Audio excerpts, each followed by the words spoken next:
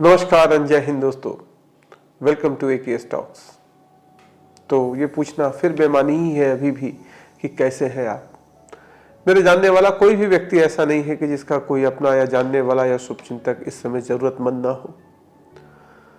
हर जगह अफरा तफरी का माहौल है, दहशत है, लेकिन उम्मीदें भी है और सबको किसी न किसी चीज़ की, किसी न किसी के हेल्प की आवश्यकता है। तो आज के टॉपिक में हम लोग जो कोविड-19 सीरीज में बात करने वाले हैं, उसमें हम लोग आज बात करने वाले हैं डी डाइमर टेस्ट के बारे में। ये क्या होता है, ये कैसा होता है, क्यों कराना आवश्यकता है।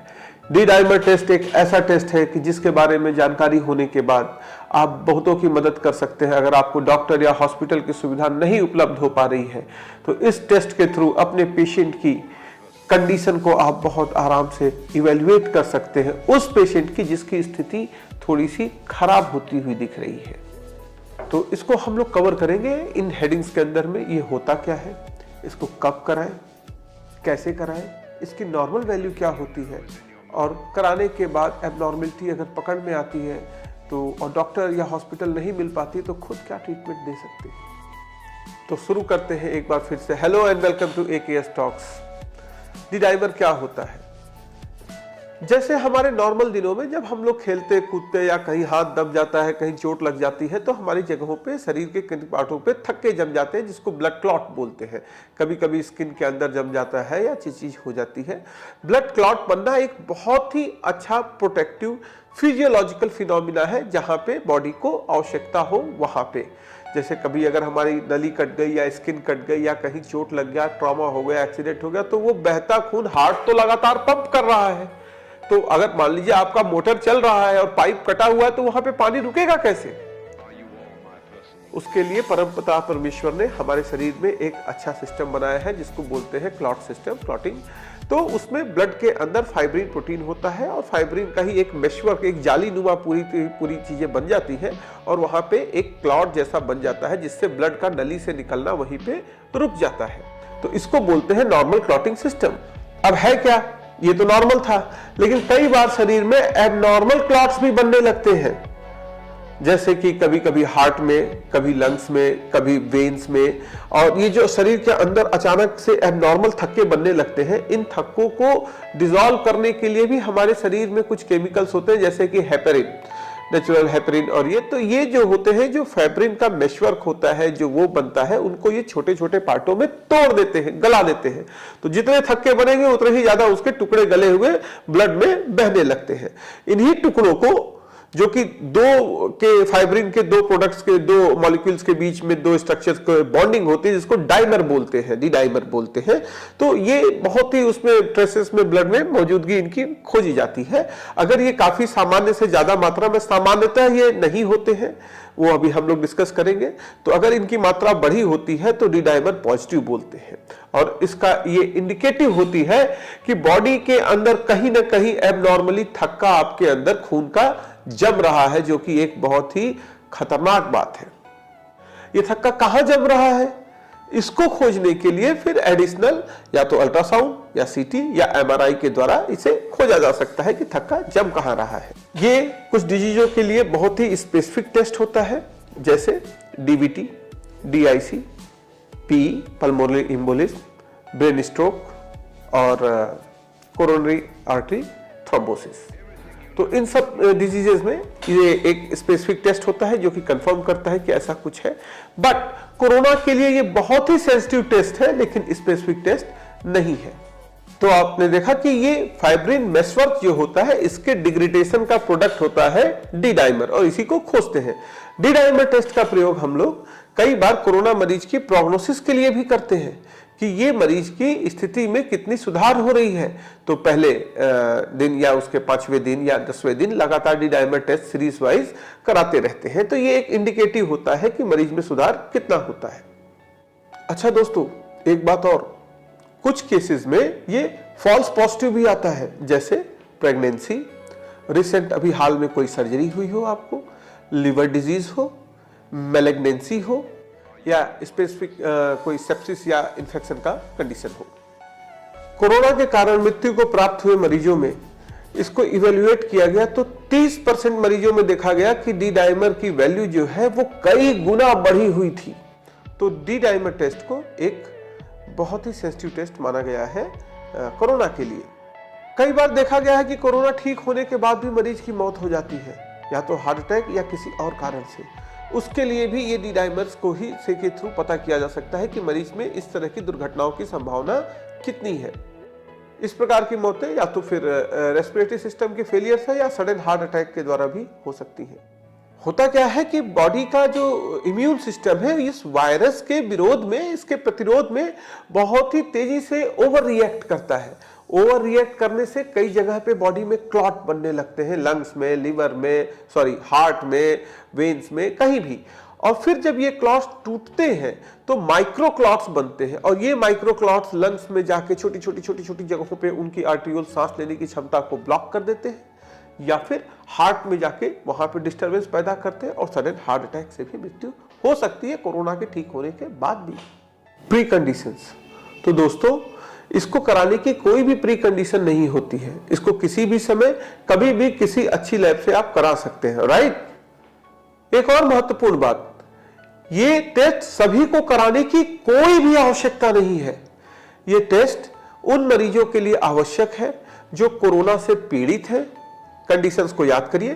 पहला कंडीशन कोरोना से पीड़ित है, दूसरी कंडीशन उनके अंदर प्री एग्जिस्टिंग डिजीज है जैसे कि डायबिटीज, हाइपरटेंशन या कोई और हार्ट डिजीज, और तीसरी कंडीशन उनका सामान्य स्वास्थ्य कोरोना से पीड़ित होने की वजह से नेगेटिव यानी बिगड़ते जा रहा है क्रमशः। तो अगर आपको डॉक्टर की सलाह नहीं मिल पाती है, हॉस्पिटल में एडमिशन नहीं हो पाता, इस दौरान तुरंत एक डी डाइमर टेस्ट कराएं। ये 100% ऐसे। अच्छा, कराएं कब, किससे करवाएं? तो ये एक बहुत ही सेंसिटिव टेस्ट है। इसके लिए कुछ बातों का आपको ध्यान रखना होगा। सबसे पहले इसको अगर संभव है तो एक रेप्यूटेटेड अच्छी लैब पे जाके करवाएं, क्योंकि इसमें टाइम का और कोल्ड चेन का बहुत रोल है। अगर ये संभव नहीं है तो जो भी लैब के बॉय, लैब बॉय या फिर कलेक्शन बॉय कोई भी आते हैं तो उनके ऊपर एक कड़ी निगाह रखें, इसलिए कि वो सैंपल को निकाल के सीधे जेब में तो नहीं रख ले रहा है। कोल्ड चेन मेंटेन करना बहुत आवश्यक है। सैंपल खड़ा रहना चाहिए। दूसरा, ये बहुत स्लोली विड्रॉ नहीं करना होता है, क्योंकि धीरे धीरे अगर ब्लड निकलता है तो ब्लड की लाइसिस होती है और उससे भी ये टेस्ट खराब रिजल्ट या इनएप्रोप्रिएट रिजल्ट दे सकता है। ब्लड तेजी से निकले, और इसमें ईडीटीए का प्रयोग नहीं करते हैं। इसमें ये देख सकते हैं, ये नीले ढक्कन वाले वॉयल का प्रयोग करते हैं जिसमें साइट्रेट, सोडियम साइट्रेट होता है। तो ये बड़ी स्पेसिफिक चीजें हैं इस टेस्ट के लिए, और इसका बिल्कुल ध्यान रखें कि लैब कलेक्शन बॉय जो है वो कोल्ड चेन का प्रयोग पूरी तरह से पालन करते हैं। दैट मीन्स कि वो कोल्ड बॉक्स, आइस बॉक्स लेके आते हैं और उसको उस हिसाब से ट्रेवल करते हैं। डी डाइमर टेस्ट की नॉर्मल वैल्यू क्या होती है? डी डाइमर टेस्ट की जो नॉर्मल वैल्यू होती है वो तो कायदे से 0 होनी चाहिए। डी डाइमर का खून में प्रेजेंट होना ये नॉर्मल नहीं है। फिर भी 250 नैनोग्राम पर ml से 500 नैनोग्राम पर ml तक अगर ये है तो इसको नॉर्मल या इनसिग्निफिकेंट मानते हैं। लेकिन इससे ज़्यादा अगर 500 नैनोग्राम पर ml से ज़्यादा इसकी अगर वैल्यू है टेस्ट में आ रही है तो ये एक सिग्निफिकेंट है, आपकी बॉडी एबनॉर्मल क्लॉटिंग कर रही है। दोस्तों, अगर ये वैल्यू डबल यानी 1000 नैनोग्राम पर ml से ज़्यादा आती है तो मेरे भाई, मेरे दोस्त, ये एक इमरजेंसी है। तुरंत अपने मरीज को लेके भागिए, डॉक्टर की सलाह लीजिए, अस्पताल में एडमिट करिए, और अगर ऐसा नहीं हो पा रहा है आज के समय में तो इसके लिए पेशेंट को एंटीकोगुलेंट देना होगा। तो ट्रीटमेंट एस्पेक्ट में इसमें जो होता है, अगर वैल्यू इतनी ज़्यादा है, डबल से ज़्यादा यानी 1000 नैनोग्राम पर ml से ज़्यादा है, तो पेशेंट को आर्टिफिशियल बाहरी तौर पे हिपेरिन यानी एंटीकोगुलेंट देते हैं। ये इस तरह के अलग अलग 30 ग्राम, 60 ग्राम या 50 ग्राम या 80 ग्राम के पैकेट में इस तरह से ये आती है। इसको देना कैसे है, इसको हम इस वीडियो के माध्यम से समझ सकते हैं।